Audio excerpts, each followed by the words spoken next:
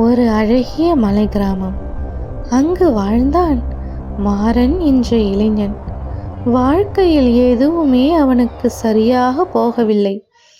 வேலையில்லை, கடன் தொல்லை, மனதில் கோபம், உள்ளத்தில் பயம். என்னதான் தவறு செய்தேன் என்று தினமும் வானத்தை பார்த்து கேள்வி கேட்டான்.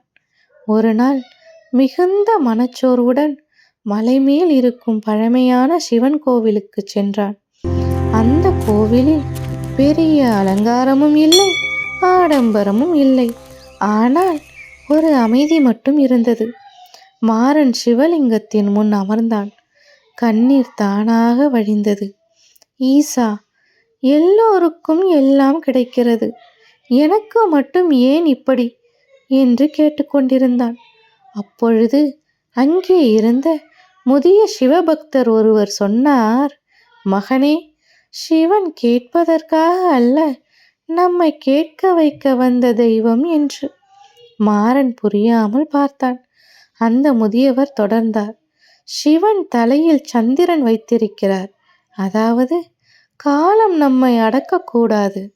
கழுத்தில் விஷம் வைத்திருக்கிறார், அதாவது வலி உள்ளே இருந்தாலும் வெளியே அமைதியாக இருக்க கற்றுக் கொடுக்கிறார்.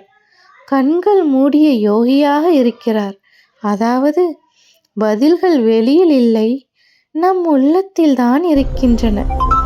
அந்த வார்த்தைகள் மாறனின் உள்ளத்தில் ஆழமாக இறங்கின. அன்று சிவன் அவனுக்கு பணம் கொடுக்கவில்லை, வேலை கொடுக்கவில்லை, ஆனால் அமைதியை கொடுத்தார், தன்னம்பிக்கையை கொடுத்தார்.